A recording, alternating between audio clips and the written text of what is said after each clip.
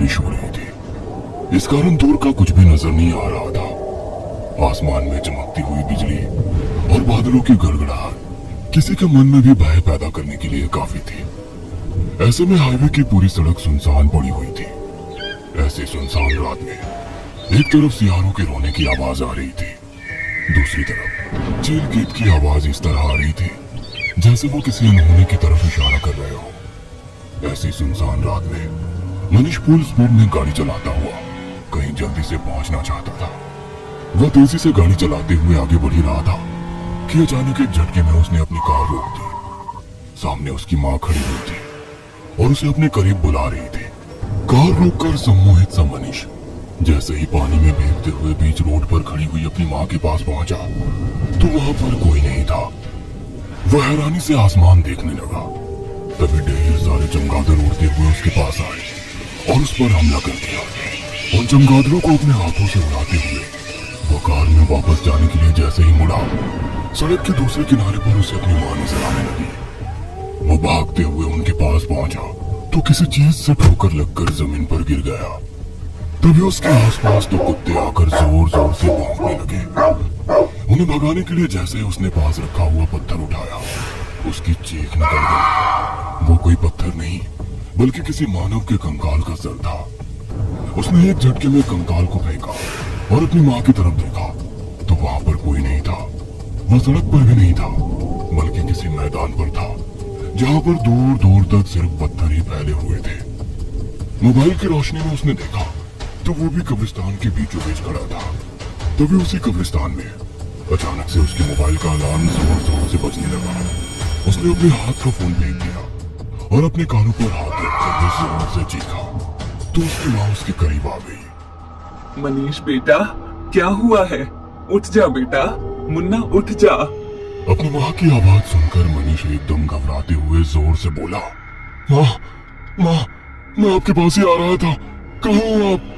क्या हुआ? मैं यही तो हूँ, मेरे पास कहाँ आ रहा था?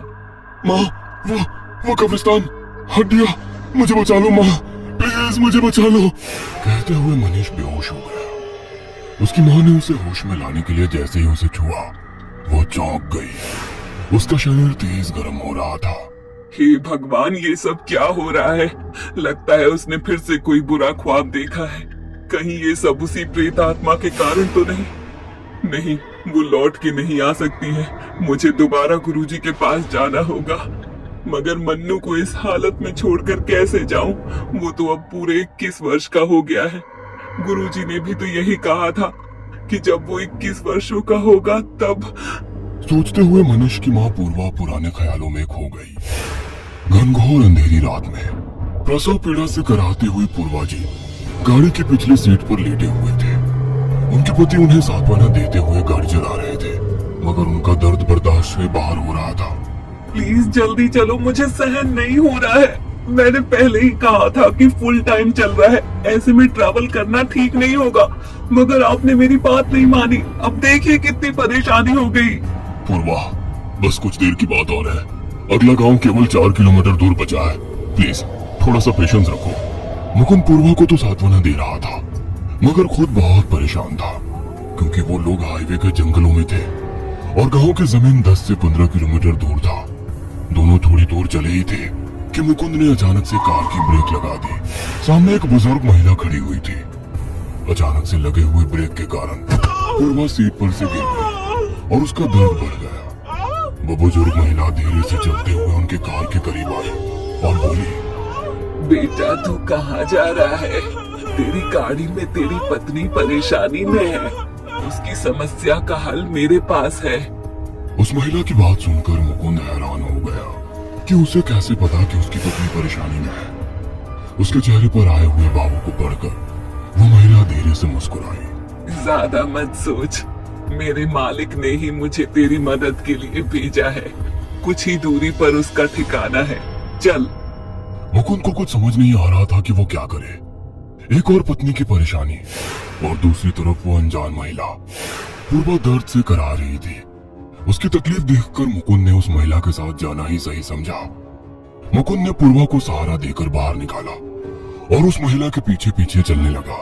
वो महिला उसे लेकर एक सुनसान जगह पर पहुंच गई। वो जगह बहुत ही अजीब थी। लगातार दर्द के कारण पूर्वा बेहोश हो गई थी। उसे अपनी गोद में लेकर वो एक टूटी फूटी झोपड़ी में ले गया। उस महिला ने उसे बाहर इंतजार करने का बोल झोपड़ी के भीतर पूर्वा के साथ रुकी रही। मुकुंद आसपास देखने लगा। दूर उसे एक रोशनी दिखाई दी। गौर से देखा तो वह चिता जल रही थी। वो परेशान सा इधर उधर देखने लगा। वह एक शमशान में खड़ा था। इसका मतलब उसके बच्चे का जन्म एक शमशान में हुआ।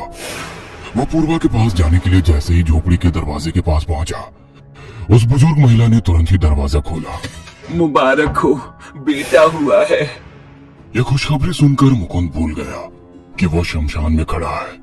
वो अपने बेटे से मिलने के लिए बोलने लगा तो वो महिला हैरानी से उसकी ओर देखकर गुस्से में बोली, रुक जाओ, तुम्हारा बेटा अब तुम्हारा नहीं है, वो मेरे मालिक का दास है। कहते हुए वो महिला अचानक से गायब हो गई। मुकुंद हैरान होकर उसे ढूंढने लगा। तभी उसे बच्चे के रोने की आवाज आई तो वो अपने ख्यालों से बाहर आया और झोपड़ी के अंदर दाखिल हो गया। वहां पर उसकी पत्नी पूर्वा उसके बच्चे को गोद में लेकर बैठी हुई थी। अपने बच्चे को देख वो महिला के बारे में सब कुछ भूल गया, मगर उसे उस वीरान जगह से अपनी पत्नी को लेकर जाने की बहुत जल्दी थी। वो तुरंत ही अपनी पत्नी और बच्चे को वहां से लेकर निकल गया, मगर उनके साथ साथ एक काला साया भी उस झोपड़ी से बाहर निकला, जो उन दोनों को नजर नहीं आ रहा था। उसकी पत्नी अपने बच्चे के साथ कार की फ्रंट सीट पर बैठी हुई थी और मुकुंद कार चला रहा था और वो काला साया कार की बैक सीट पर बैठा था। वो कुछ दूर चले ही थे कि तेज बारिश शुरू हो गई और मुकुंद को कार चलाने में परेशानी होने लगी थी। वो कार को एक पेड़ के नीचे खड़े कर वहीं रुक गए। उनकी कार का वाइपर लगातार चल रहा था। तभी पेड़ से एक मरा हुआ पक्षी आकर उनकी कार के बोनट पर गिर गया। पूर्वा की गोद में बैठा हुआ बच्चा उसको देखकर जोर जोर से हंसने लगा। दोनों पति पत्नी सोच में पड़ गए कि जो बच्चा अभी कुछ देर पहले ही जन्मा है वो हंस कैसे सकता है। मुकुंद कार से उतरकर उस पक्षी को हटा ही रहा था कि एक और पक्षी आकर गिर गया। दोनों ही पक्षी के शरीर एकदम सूखे हुए थे। उनके शरीर में एक बूंद भी खून नहीं था।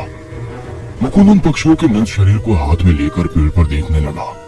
उसे कुछ भी नजर नहीं आया, मगर पेड़ पर वही काला साया बैठा हुआ था। मुकुंद, लगता है ये बारिश आज नहीं रुकेगी। क्यों ना हम लोग आज वो सामने वाले मंदिर में जाकर रुक जाएं? हाँ, यही सही रहेगा। वैसे भी तुम्हें आराम की जरूरत है। मुकुंद अपनी पत्नी को लेकर जैसे ही मंदिर की तरफ बढ़ने लगा, वो बच्चा जोर जोर से रोने लगा। पहले जोर जोर से बच्चे का हंसना और अब इस तरह से जोर जोर से रोना, दोनों को कुछ समझ नहीं आ रहा था कि ये क्या हो रहा है। जैसे ही वे लोग मंदिर की सीमा में पहुंचे, वो साया रूपी प्रेतात्मा मुकुंद के कंधे पर सवार हो गया। वो उसके वजन से आगे भी नहीं बढ़ पा रहा था।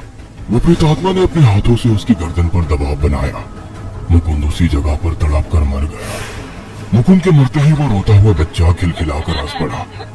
पूर्वा हैरान थी कि ये सब क्या हो रहा है। कहीं उसका बच्चा कोई शैतान तो नहीं? नहीं, ये नहीं हो सकता। यह कहते हुए पूर्वा भागते हुए मंदिर की सीढ़ी चढ़ गई। अब कुछ सुबह का उजाला हो रहा था। पंडित जी भी मंदिर में पूजा पाठ करने के लिए प्रवेश कर रहे थे। मंदिर के बाहर मुकुंद की लाश और मंदिर में बदआवाज सी पूर्वा। पंडित जी ने थोड़ा सा ध्यान करके देखा तो उन्हें मंदिर के बाहर एक साया नजर आया। तब उन्हें सारी बात समझ आ गई। वो पूर्वा के पास जाकर बोले, बेटा, तेरे बेटे को जन्म के बाद ही डाकनी की परछाई मिली और शमशान में जन्म होने के कारण एक भयानक प्रेतात्मा उसके साथ शमशान से बाहर निकल आई है। ये तेरे पूरे खानदान का विनाश कर देगा। पंडित जी, ये आप क्या कह रहे हो? ये सच नहीं हो सकता। बेटा, मानो या ना मानो, यही सच है। तो इसका कोई उपाय नहीं है क्या? उपाय तो केवल एक ही है, जिससे मैं उस प्रेतात्मा को इसके 21 वर्ष होने तक ही रोक सकता हूँ। उसके बाद तुम्हें अपने परिवार में बेटे में से किसी एक को चुनना होगा। ये आप क्या कह रहे हो? ऐसा मुमकिन नहीं है। यही सच है। कहते हुए उन्होंने मंदिर के भीतर से एक धागा लाकर मनीष के गले में डाल दिया। 21 वर्ष पूरा होने के पहले ये धागा इसके गले से नहीं हटना चाहिए। उसके बाद भगवान रक्षा करें। कहकर पंडित जी मंदिर की सेवा पूजा में लग गए। तभी मन्नू के कराने की आवाज सुनकर पूर्वा वर्तमान में आ गई। वो प्रेतात्मा अब मन्नू पर हावी हो चुकी थी। उसके मुंह से अजीब से गुर्राने की आवाज आने लगी। उसका शरीर पूरी तरह कर रहा था। उसकी आंखें लाल हो चुकी थी। वह जोर से चीखता हुआ अपने पलंग पर से उठा। सबसे पहले उसने अपने गले का धागा निकालकर फेंक दिया। वह भारी कदमों से अपने कमरे से बाहर निकला। पूर्वा ने उसे रोकने की कोशिश की तो उसने पूर्वा को धक्का देकर गिरा दिया। मनीष अब अपने होश में नहीं था। दूसरे कमरे में उसके दादाजी सो रहे थे। उस प्रेतात्मा के कारण उनके शरीर में इतना बल आ गया कि उसने पलंग के साथ ही अपने दादाजी को हवा में उछाल दिया। जैसे ही वो नीचे आए, उनके सीने पर बैठ उनका सिर चीर दिया। पूर्वा उसे रोकने की कोशिश कर रही थी, मगर वो उसकी एक नहीं सुन रहा था। वो दूसरे कमरे की ओर बढ़ रहा था। तभी वो पंडित जी वहां आ गए। उन्होंने अपने साथ लाया हुआ जल उसके ऊपर छिड़का। वो कुछ पल के लिए बेहोश हो गया। पूर्वा, अब फैसला लेने का समय आ गया है। तुम्हें अपने परिवार और बेटे में किसी एक को चुनना होगा। बोलो, क्या सोचा है? पंडित जी, कोई तो उपाय होगा, कोई पूजा। कोई उपाय नहीं है, फैसला तुम्हें ही लेना होगा। मैं ज्यादा देर तक उसे रोक नहीं सकता। तुम माँ हो, वो तुम्हें कोई नुकसान नहीं पहुंचा सकता और तुम्हें उसे खत्म कर सकती हो, और फैसला तुम्हें लेना है। पंडित जी और पूर्वा बात कर ही रहे थे कि इतने में मनीष को होश आने लगा और उसने पंडित जी पर हमला कर दिया। पूर्वा उसे रोकने की कोशिश कर रही थी, मगर वो नहीं रुका और उसने पंडित जी को गिरा दिया और उनके ऊपर चढ़कर बैठ गया।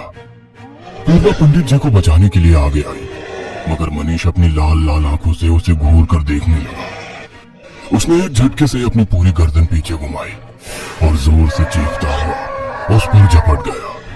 इतनी देर में पंडित जी थोड़ा सा संभले और बोले, पूर्वा, यही मौका है। यह लो त्रिशूल, इसमें देवी जी का आशीर्वाद है। यही उस प्रेतात्मा का विनाश कर सकता है। कुछ मत सोचो, यही मौका है। कहते हुए उन्होंने पूर्वा के हाथों में वो त्रिशूल थमा दिया। पूर्वा ने एक झटके में वो त्रिशूल उसके सीने में उतार दिया। जैसे ही वो मरा, एक काला साया उसके शरीर से बाहर आ गया। पूर्वा, मैं समझ सकता हूँ इसमें एक माँ के दिल पर क्या बीतती है, जिसने अपने हाथों से अपने बेटे को मौत के घाट उतार दिया हो, मगर इंसानियत के नाते उस प्रेतात्मा का मरना जरूरी था।